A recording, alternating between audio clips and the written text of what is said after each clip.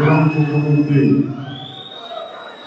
శ్రీరాముడు ఈ దేశం ఆయన ధర్మమే ఈ దేశాన్ని నడిపిస్తుంది.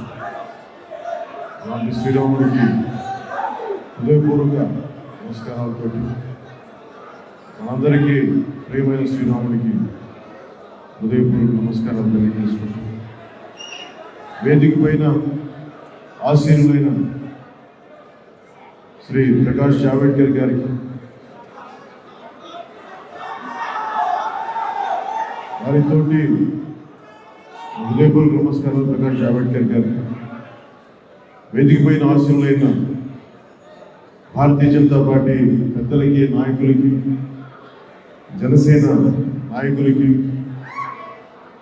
ఈ సభకి ఇచ్చేసిన కీలకమైన ప్రభావిలందరికీ, ఆడపడుచులకి, మహిళలకి, పెద్దలకి, మహిళా నాయకులకి, యువతకి, జన సైనికులకి పేరు పేరున నమస్కారం. రోజు ఇది నాకు కూకట్పల్లిలో, గ్రేటర్ హైదరాబాద్లో కానీ, తెలంగాణలో కానీ 2014 నుంచి తిరుగుతున్నది కాదు. మీ దృష్టికి తీసుకొస్తున్న 2008 నుంచి తిరుగుతున్నవాడిని. నరేంద్ర మోదీ గారి నాయకత్వం నాకు ఎందుకు ఇష్టం, ఎందుకు దక్షిణ భారతదేశంలో ఏ ఒక్కరూ ముందుకు రానప్పుడు, రావడానికే ఆలోచించే పరిస్థితిలో ఉన్నప్పుడు, నేను ఒక్కడే 2014లో దక్షిణ భారతదేశం నుంచి ప్రధానమంత్రిగా అభ్యర్థిగా ఉన్న నరేంద్ర మోదీ గారికి మనస్ఫూర్తిగా నా మద్దతు ఇవ్వడం జరిగింది. ఎందుకు ఇచ్చాను, ఇప్పుడున్న భారతీయ జనతా పార్టీ నాయకులకి, నాయకురాలకు కూడా చెప్తా ఉన్నాను, కార్యకర్తలకి కూడా.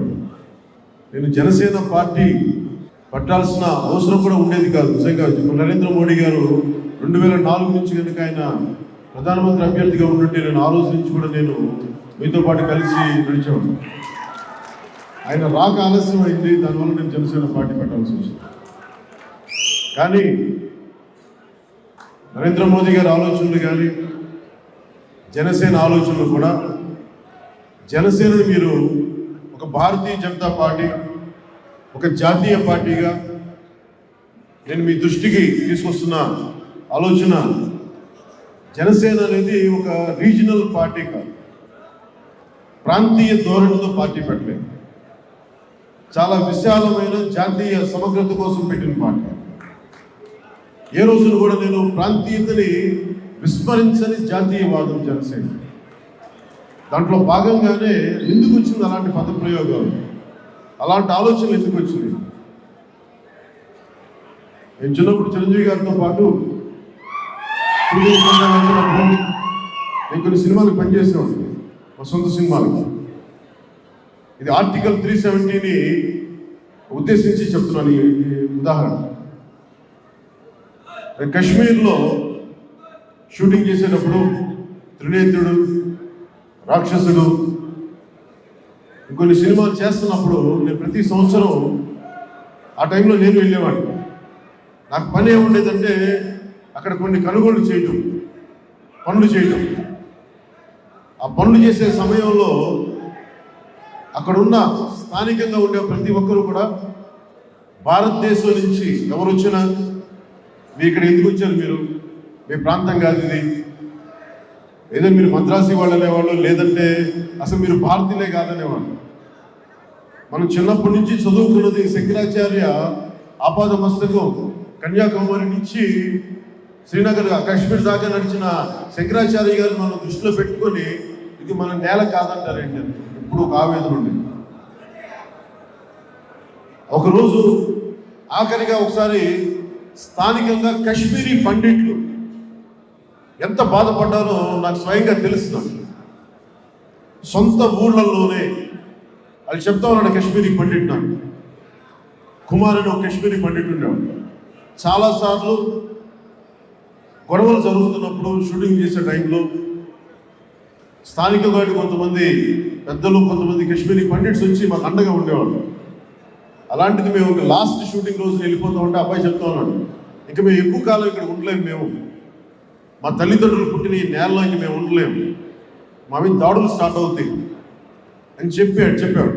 అది చెప్పిన ఒక 6 నెలలకు కశ్మీరీ పండితులందరూ కశ్మీర్ నుంచి వలస వెళ్ళిపోవాల్సి వచ్చింది. ఉదాహరణకి మనం కూకట్పల్లిలో పుట్టి కూకట్పల్లి నుంచి ఇక్కడికి వెళ్ళిపోవాలంటే ఎక్కడికి వెళ్తాం? అలా కశ్మీరీ పండిట్స్ వాళ్ళు పుట్టిన కశ్మీర్ వదులుకొని కాందీసికులుగా, సొంత దేశంలోనే కాందీసికులుగా వెళ్ళిపోవాల్సి వచ్చింది. అది నాకు చాలా స్వీయ అనుభవం. నాకు చాలా ఆవేదన ఉండేది. ఒక దేశాన్ని సమగ్రతతో ఉంచడం చాలా కష్టమైన పని. ఎప్పుడు దేశం గురించి ఆలోచించాను తప్ప, దేశ సమగ్రత గురించి ఆలోచించాను తప్ప, ఒక జిల్లాలో, ఒక ప్రాంతమో, ఒక రాజ్యమో ఎప్పుడు ఆలోచించాను. ఎప్పుడు భారతదేశం సమగ్రత తప్ప నా మనసులో నా ఆపాద మస్తకం అడుగుడున్న వేరే ఏ పదం ఉండదు. సో నేను నరేంద్ర మోదీ గారు వచ్చినప్పుడు ఈ దేశానికి సమర్థవంతుడైన నాయకుడు, బలమైన నాయకుడు ఒకడు వచ్చాడు. నాలాంటి వాడు చేయగలిగేది ఆయనకి అండగా నిలబడి ఆయన ఆలోచన విధానాన్ని నా స్థాయికి నేను ఎక్కడి దాకా తీసుకెళ్లాలో అక్కడి దాకా తీసుకెళ్తానని ఆ రోజున వారికి గాంధీనగర్లో మాటిచ్చాను. ఈ రోజు వరకు దశాబ్దం అయింది. ఒక్కరోజు కూడా నేను వారి ఇంటర్వ్యూ కానీ, వారి ఫోటోలు కానీ, పదవి కానీ ఏం ఆశించాల. కేవలం మన నేల, మన దేశం, మన సంస్కృతి కోసమే ఈరోజు నేను అంత బలంగా నిలబడ్డాను. మోదీ గారు, నేను ఒక ఎంపీ పదవి ఆశించవచ్చు, మంత్రి పదవి ఆశించి ఉండొచ్చు. నేనేం ఆశించను. సగటు ప్రభారీలాగా, ఇక్కడ ఆశీనులైన ప్రభారీలాగా నేను ఎంత గర్వంగా ఉంటుందో మిమ్మల్ని చూస్తూ ఉంటుంటే, గత 30-40 సంవత్సరాలుగా నాకు తెలిసి భారతీయ జనతా పార్టీ అధికారంలోకి వస్తా లేదో తెలియదు, కానీ భారతీయ జనతా పార్టీ కోసం అంకితమైపోయిన ప్రభారీలకి, నాయకులకి, కార్యకర్తలకి నిజంగా చేతులెత్తి మీకు నమస్కారాలు తెలుపుతాను. ఒక ఐడియాలజీ ఉంటే, ఒక ఆలోచన ఉంటే, ఒక భావోద్వేగం ఉంటే ఎంత బలంగా నిలబడచ్చు. ఇలాంటి పార్టీతోటి జనసేన ఈరోజు ప్రయాణిస్తున్నందుకు, మీతో కలిసి నడుస్తున్నందుకు మనస్ఫూర్తిగా నేను గుండె నిండులుగా నా కృతజ్ఞతలతో రోజును కూడా 2014లో మొత్తం 2009లో మొత్తం గ్రేటర్ హైదరాబాద్లోనే నా వేదిక పైన ఉన్న జనసేన నాయకులు శంకర్ గౌడ్ గారి, రాజలింగం గారు కానీ, మనకి హనీఫ్ అనే వ్యక్తి, మహమ్మద్ హనీఫ్ కానీ, వీళ్ళందరూ కూడా వేదిక పైన నాతో ఉన్న నాయకులందరూ కూడా 2009 నుంచి వీళ్ళందరూ యువ నాయకులు. ఆ రోజున 20sలో ఉన్నవాళ్ళు నన్ను నమ్మి వచ్చారు. ఆ రోజున యూత్ వీక్. ఆ రోజు నుంచి ఈ రోజు వరకు నన్ను ఒక్కరు పిలిచి వెళ్ళలేదు, ఉండిపోయారు. ఈరోజు ఎందుకు అంటే, ఈరోజు 32 స్థానాల్లో పోటీ చేస్తామని చెప్పి కూడా ఒక్క మాట నేను చెప్తే అందరూ ఉపసంహరించుకున్నారు. మీరు ముఖ్యంగా కార్యకర్తలుగా, నాయకులుగా మీకు తెలుసు, ప్రతి ఒక్కరు కూడా, ప్రతి కార్యకర్త, భారతీయ జనతా పార్టీ కార్యకర్త ఓట్లు వస్తాయా లేదా అనుకుంటే మన పార్టీ నిలబడాలి, ఎదగాలి అని కోరుకొని పోటీలోకి నిలబడతారు. జిహెచ్ఎంసీలో కూడా ఒక దాదాపు 60 మంది నిలబడతాను అనే మొత్తం బీఫామ్స్ రెడీగా పెట్టుకున్నా కానీ ఒక్కసారి నా మాట చెప్పి, లేదు మన నరేంద్ర మోదీ గారికి చెప్పాను, మాట ఇచ్చాను, మనందరం ఉపసంహరించుకుందామంటే నా మీద గౌరవంతో మొత్తం మూకుమ్మడిగా అందరూ పోటీ చేయాల్సిన వాళ్ళందరూ కూడా ఉపసంహరించుకున్నారు జనసేన నాయకులు. ఎందుకు చెప్తున్నానంటే, భారతీయ జనతా పార్టీతో కలిసి నడవాలి కాబట్టి మనం ఎంత సామరస్యపూర్వకంగా ఉండాలని చెప్తే నా ఆ భావనని, ఆవేదన అర్థం చేస్తున్న జనసేన నాయకులందరికీ, కార్యకర్తలందరికీ ప్రత్యేకించి పేరు నా ఈరోజున జనసేన నాయకులందరికీ, కార్యకర్తలందరికీ, జన సైనికులకి, వీర మహిళలకు కూడా మనం ఇక్కడ ఆసీనులై ఉన్న భారతీయ జనతా పార్టీ నాయకులను చూసి, వేదిక పైన ఉన్న భారతీయ జనతా పార్టీ నాయకులను చూసి మనం చాలా నేర్చుకోవాలి. ఒక భావజాలాన్ని కట్టుబడి ఉంటే 3.5 దశాబ్దాలుగా అధికారం లేకపోయినప్పటికీ 2 సీట్లతోటి పార్లమెంట్లో ఉన్న భారతీయ జనతా పార్టీ ఈ రోజున మొత్తం దేశం అంతా నిబ్బరిపోయేలాగా 3వ టర్మ్ సిద్ధమవుతా ఉంది. అంటే ఒక భావజాలాన్ని పట్టుకుని కూర్చుంటే కార్యకర్తలు నిలబడితే పార్టీని ఎంత బలంగా తీసుకెళ్ళచ్చు. నేను ఏ రోజున కూడా ఇక్కడున్న భారతీయ జనతా పార్టీ నాయకులందరికీ తెలియజేసుకుంటున్నాను, మీ బలం పెంచేవాడినే తప్ప మిమ్మల్ని బలహీనపరిచేవాడిని. మన దేశం, మన సంస్కృతి. సో నేను కోరుకుంటుంది కూడా మీ దగ్గర నుంచి ఈ కుక్కట్పల్లి నియోజకవర్గపు గెలుపు జనసేన భారతీయ జనతా పార్టీ ఉమ్మడి అభ్యర్థి ప్రేమ్ కుమార్ గారి గెలుపు చాలా కీలకమైంది. ఎందుకు కీలకమైందో కూడా చెప్తారు. ఎందుకు మనందరం కలిసి పనిచేయాల్సిన అవసరం. ఇది కేవలం తెలంగాణ రాష్ట్ర ఎన్నికల కోసం సంబంధించింది ఒకటే కాదు. ఆంధ్రాలో 25 పార్లమెంటు సభ్యులు ఇక్కడున్న తెలంగాణలో పార్లమెంట్ సభ్యులన్నింటి మీద ప్రభావం చెందుతుంది. ఎందుకంటే ఒక్కసారి మనకి కూకట్పల్లిలో మన ఉమ్మడి అభ్యర్థి గెలిచారా అంటే అక్కడ గెలిచిన మొత్తానికి పార్లమెంట్ సభ్యులందరినీ తీసుకెళ్లి మనకి Bharatiya Janata party NDA government నిలబడుతుంది. ప్రధానమంత్రిగా ప్రధానమంత్రిగా చూసే అవకాశం మరింత బలపడుతుంది. అందుకని కూకట్పల్లి గెలుపు 2 రాష్ట్రాల మీద మనందరి మద్దతుదారులందరి మీద చాలా బలమైన ప్రభావం చూపిస్తుంది. దీన్ని దృష్టిలో పెట్టుకొని, ఎందుకంటే మేము మన దగ్గర ఇప్పుడున్న ప్రభుత్వాల్లాగా ఓటుకి 5,000, 4,000, 1,000 ఇచ్చే పరిస్థితుల్లో లేవు.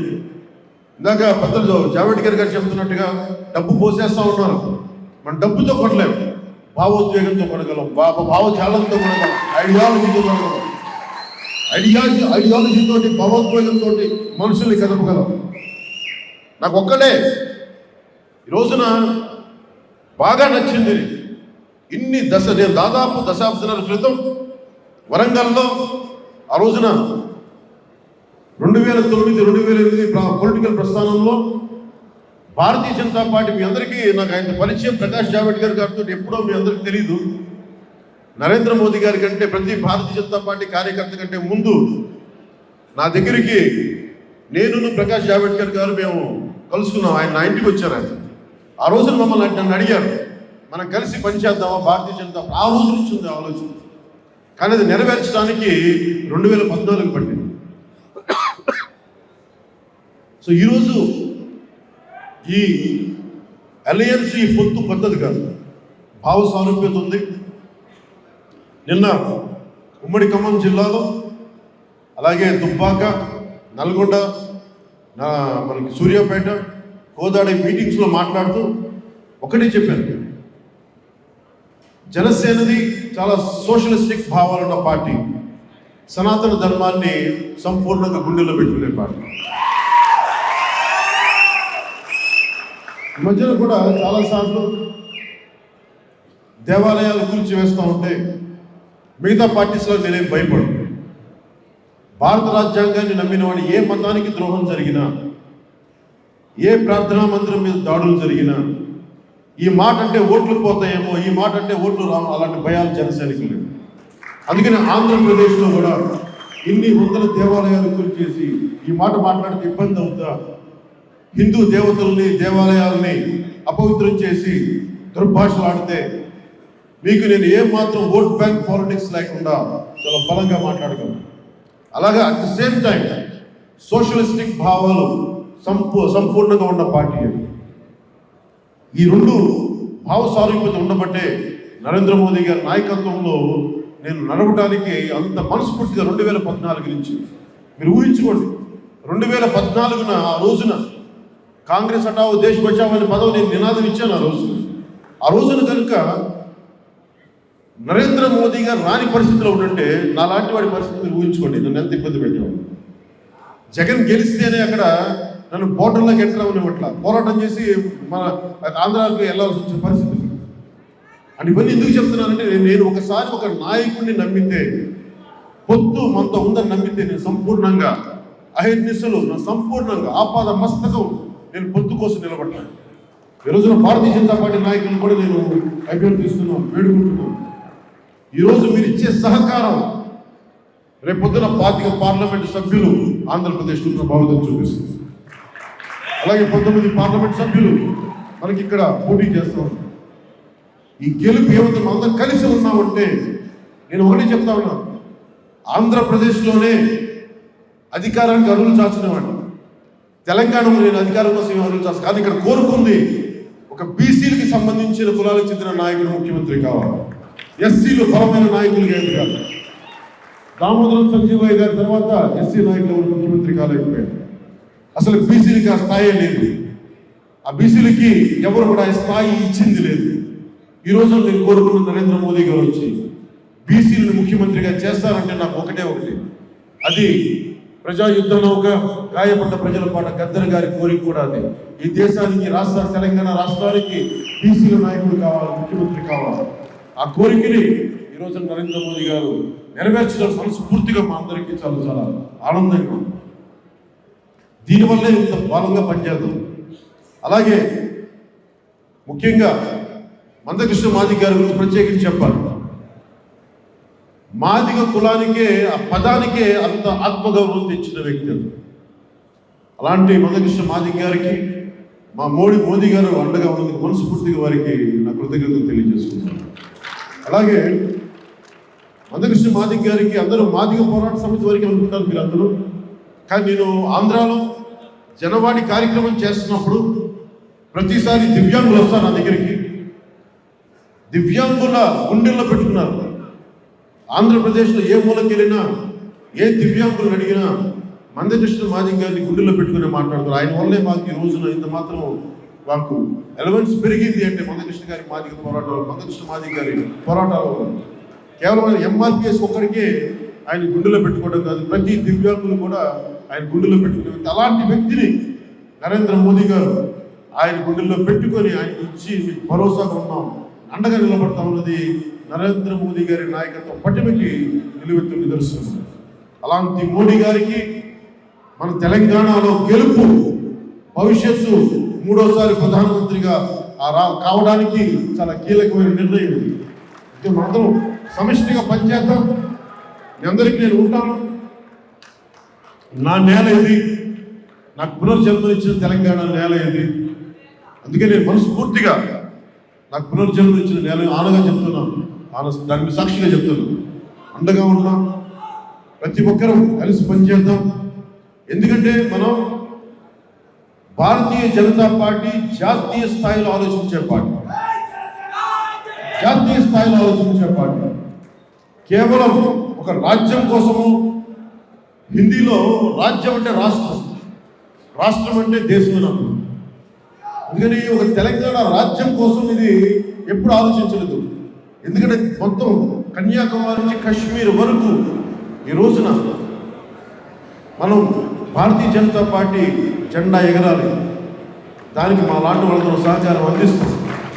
అందుకని అందరూ కూడా ఎక్కడైతే ఎవరైతే పొత్తుల్లో ఉన్నారో ఏ పార్టీలో, అలాగే మన తెలంగాణలో పొత్తుల్లో ఉన్నాం కాబట్టి మనస్ఫూర్తిగా నేను సహకరిస్తాను కోరుకుంటూ, మొన్న ప్రధానమంత్రి గారి మీటింగ్లో కూడా నా దగ్గర ఏమి అబద్ధాలుగా నేనేం చెప్పను. నా పరిచయాలు మీకు తెలుసు. నాకు తెలంగాణ రాష్ట్ర మన బీఆర్ఎస్ నాయకులు కేటీఆర్ గారు బాగా పరిచయం, కేసీఆర్ గారు బాగా పరిచయం, కాంగ్రెస్ నాయకులు వి హనుమంతరావు గారు బాగా పరిచయం, రేవంత్ రెడ్డి గారు పరిచయం. అందరూ నాకు దాదాపు నాయకులందరూ పరిచయం. ఇన్ని సంవత్సరాల నుంచి ఉన్నాం కాబట్టి తెలంగాణలో ఉన్న గొప్ప సంస్కృతి అలాయ్ బలాయ్ సంస్కృతి. విభిన్నమైన ఆలోచన ధోరణుల్లో మనం ఉన్నప్పటికీ, పార్టీల్లో ఉన్నప్పటికీ కూడా కలిసి మాట్లాడుకొని, కానీ భావజాలం దగ్గరికి వచ్చేటప్పటికీ, పాలసీ దగ్గరికి వచ్చేటప్పటికీ విభిన్నంగానే పోరాటం. సో నాకు ఇన్ని పరిచయాలు ఉన్నప్పటికీ నరేంద్ర మోదీ గారి వైపు ఎందుకు నిలబడ్డాను అంటే, దేశానికి అలాంటి బలమైన నాయకుడికి అవసరం. కస్సాం లాంటి వాడు 72 గంటల పాటు 72 గంటలు ముంబైలో పాకిస్తాన్ నుంచి వచ్చిన ఉగ్రవాదులు దాడులు చేస్తూ ఉంటే ఆ రోజు నాకు అనిపించింది, ఒక బలమైన ప్రధానమంత్రి ఉంటే జరుగుద్దా ఇది. అలాంటి కోట్లాది మంది కోరిక ఈ రోజున ప్రధానమంత్రి నరేంద్ర మోదీ గారు నిలువెత్తుగా కనిపిస్తాం. అలాంటి ప్రధానమంత్రి గారికి మన గెలుపు, మన తెలంగాణలో, తెలంగాణ రాజ్యంలో గెలుపు, భారతీయ జనతా పార్టీ జనసేన గెలుపు చాలా కీలకమైంది. మనందరం కలిసి పనిచేద్దాం. ఈ రోజుకే కాదు, భవిష్యత్తులో కూడా ఏ సమయంలో ఉన్న భారతీయ జనతా పార్టీ నాయకులందరూ కూడా తెలియజేస్తున్నాను, నా వంతు కృషి, నా వంతు సహాయ సహకారాలు మీ అందరికి ఇస్తానని తెలియజేసుకుంటూ, మీ అందరి సహకారం నాకు ఇవ్వాలని జనసేనకి వాళ్ళని కోరుకుంటూ, ముఖ్యంగా జనసేన నాయకులందరికీ పేరు పేరున నా హృదయపూర్వక నమస్కారాలు తెలియజేసుకుంటూ, ప్రేమ్ కుమార్ గారిని జనసేన భారతీయ జనతా పార్టీ ఉమ్మడి అభ్యర్థిగా గెలిపించవలసిందిగా మనస్ఫూర్తిగా కోరుకుంటూ, వచ్చే మీటింగ్స్ ఉన్నాయి ఇంకా మళ్ళీ మనకి.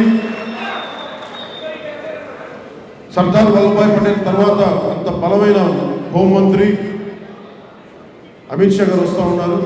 అమిత్ షా గారితో కలిసి మళ్ళీ మన కుక్కట్పల్లి మీటింగ్ పెట్టినప్పుడు కలుద్దాం. అక్కడ దాకా సెలవు ఇప్పించాలని కోరుకుంటూ, అందరికీ పేరు పేరున ధన్యవాదాలు తెలియజేసుకుంటూ, మరోమారు ప్రకాష్ జావడేకర్ నాదెండ్ల మనోహర్ గారి కృతజ్ఞతలు తెలియజేసుకుంటూ, మా ఇన్ఛార్జ్ శంకర్ గౌడ్ గారికి, మా ఉపాధ్యక్షులు మహేందర్ రెడ్డి గారికి, అందరికీ రాజలింగం గారికి ధన్యవాదాలు తెలియజేసుకుంటూ సెలవు తీసుకున్నాను. జై తెలంగాణ, జై హింద్, భారత్ మాతా కీ.